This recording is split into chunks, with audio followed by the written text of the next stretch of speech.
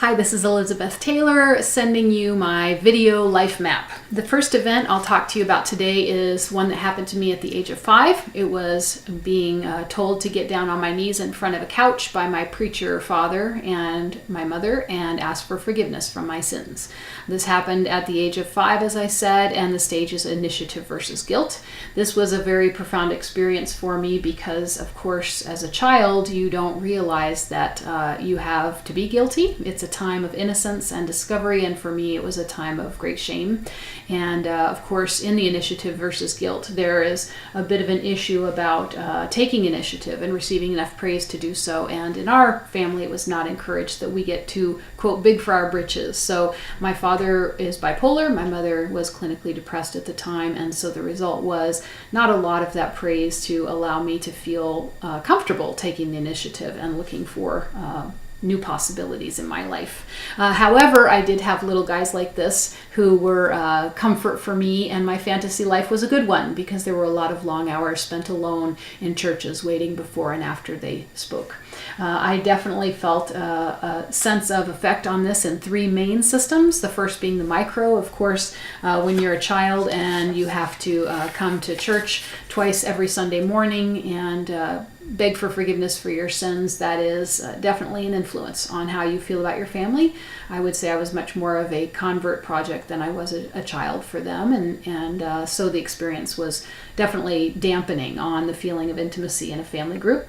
In the meso system, I had few friends because we traveled. It was kind of like a traveling church jamboree, and so if my friends were in the town where I lived, and if they were not Pentecostal Christian, they weren't allowed to be my friends. So I didn't have a whole lot in my meso system. And in the macro system, we did live in a provincial Midwest town where unfortunately this kind of behavior was not unknown. So it was not something that others tried to change my parents or help me in any way. It was just a part of the culture at the time.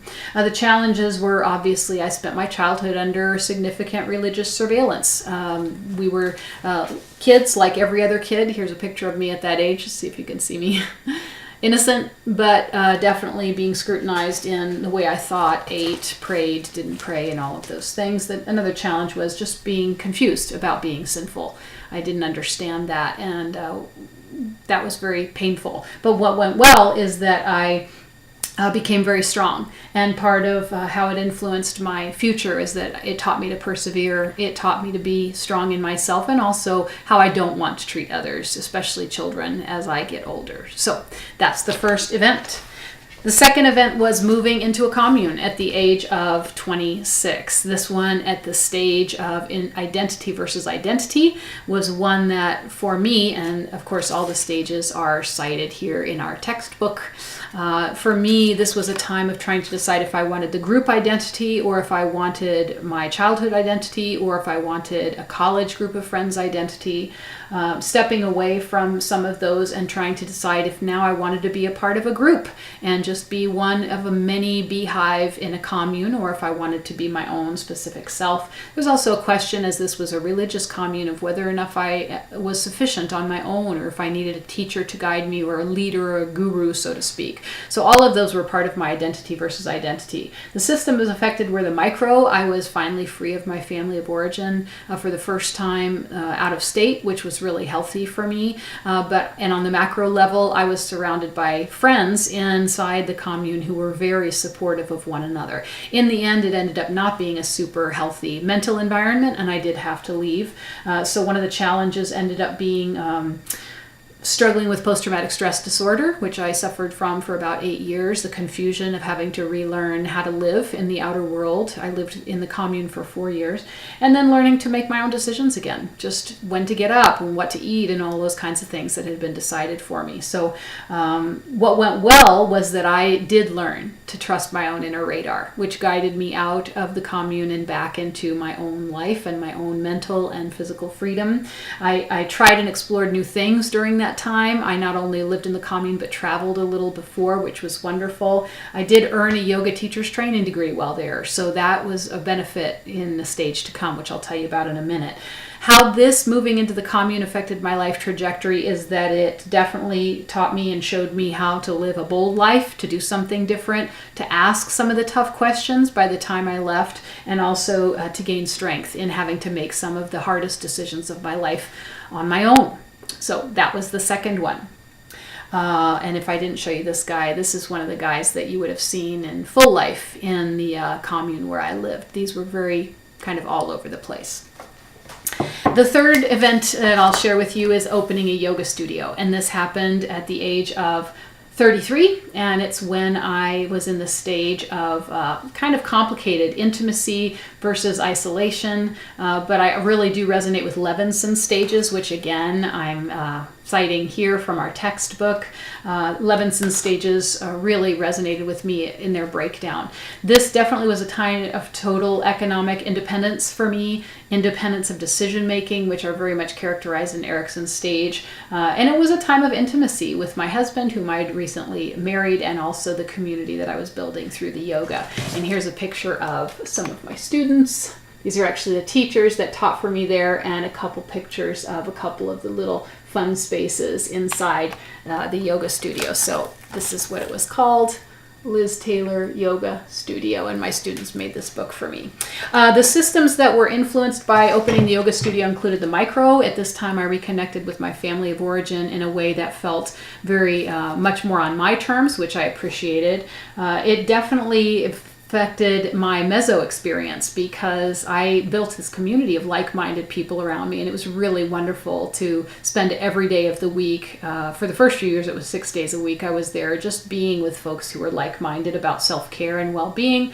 I did get to connect to mentors through the Small Business Development Center and ongoing yoga education, so that was part of my meso experience as well. However, I didn't resonate with the Midwest, moving back to Iowa now, my home state, provincial experience of get married, have children, and become grandparents. That was not for my husband and me, so that was kind of hard. The macro experience of September 11th, I think, changed all of us, and that was definitely still being felt at this time when I opened the yoga studio. So there was some security, there were issues about having a business in a city versus in a small town, and I had my business in a city. So that was interesting. One of the challenges was that I was suffering from post-traumatic stress disorder for about 8 years after leaving the commune, and that included during this time. I did find that owning a business was exhausting. If anybody ever says they want to work for themselves, they probably haven't owned a business yet. It's a lot of freedom, and it's twice as much work, and I'm still doing it, but that means that I have had to get really strong and be decisive, and for business owners, that's just the way of life. It's what we're called to do. So those were some challenges, but there was a lot that went well. I felt a lot of freedom. I was mentally free out of the commune at this point. I was professionally free to make my studio whatever I wanted. It became very successful. I'm very proud of that. And it was an opportunity to discover my talents, to lead, to teach, to help create positive well-being for others. I helped a lot of people, and I found a calling, which I have carried out yet to this day, just in a slightly different way.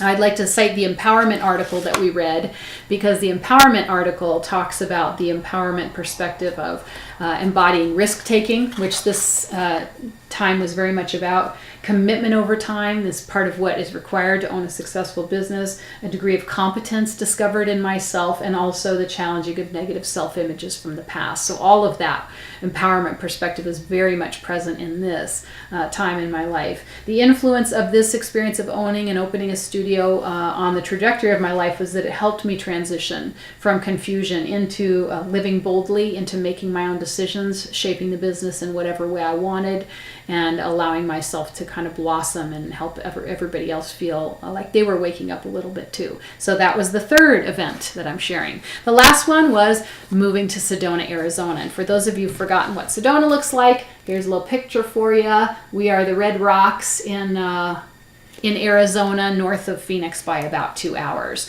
I moved to Sedona at the age of 39 with my husband. It is our stage of generativity versus stagnation. And I do feel that since moving here, I've started to do counseling work. I also teach voice, and I've worked with individuals here in our community with English as a second language, and I definitely feel like I'm contributing to generations to come. I've never been a believer that you have to have children in order to help create a legacy, and that's part of what I feel good about here in Sedona.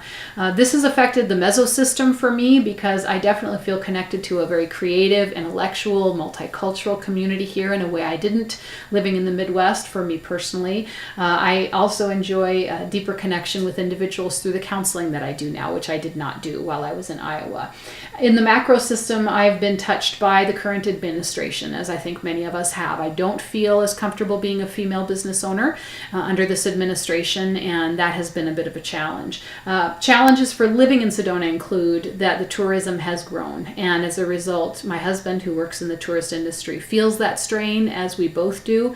And it's also true that creating a new career, a new level of a career, as I've taken my counseling and multidimensional wellness work out of the yoga, grown that out of the yoga, as well as going back to school, have been challenges. But what has gone well is that I am expanding into a much more rewarding career. It doesn't just focus on exercise for individuals, but also focuses on their deeper work, which is something that's changed my life with help from others. I love living in a multicultural town. We have a strong and present Latino population here, and I've really enjoyed getting to know the culture and celebrating the vivacity of this particular culture here in town. I've been inspired by the possibility of maybe helping others who've struggled with post-traumatic stress disorder, and that was part of my moving to Sedona, to realize that through my work at ASU, getting my degree, I could perhaps help in that way. And I definitely have established a reputation in this town. I'm known as a practitioner of excellence, that I do good and excellent work in my voice teaching, and that my performing as well as counseling. So I'd like to cite again the empowerment article, because this one talks about how we are repossessing our voices when we work with the empowerment perspective, and that's definitely something that's been present for me here since moving to Sedona. The influence on my life of moving here has changed me from a sense of searching for purpose to feeling like I am stabilizing into a life of helping others, both through my being a member at ASU. There's my card, or my Cardinals hat. But also just feeling as though I'm contributing more and more to others' well-being. So thank you for joining me for my life map, and I look forward to hearing more of you about your life trajectories.